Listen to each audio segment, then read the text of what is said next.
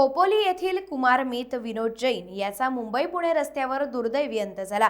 त्यामुळे संपूर्ण खोपोलीसह खालापूर तालुक्यात शोककळा पसरली आहे।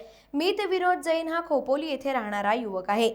जैन साध्वी चौक येथे जैन मंदिरात रात्री मुक्कामाला होते। पहाटे लवकर उठून हे साध्वी खोपोलीकडे मार्गस्थ होणार होते। त्यासाठी चौकवरून खोपोलीकडे चालत जाण्यासाठी व साध्वी यांची सेवा करण्यासाठी मीत विनोद जैन हा चौक इथे आला होता।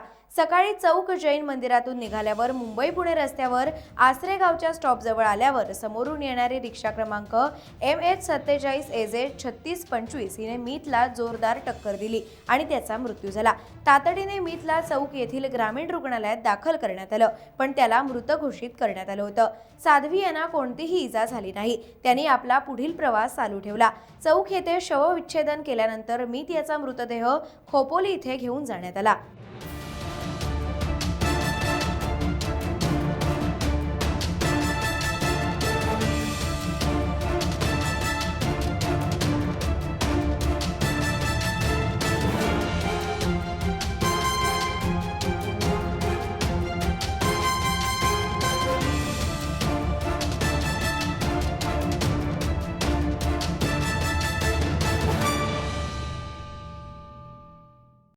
टाइम्स डिजिटलला लाईक करा, सबस्क्राईब करा, शेअर करा आणि बेल आयकॉन दाबायला विसरू नका।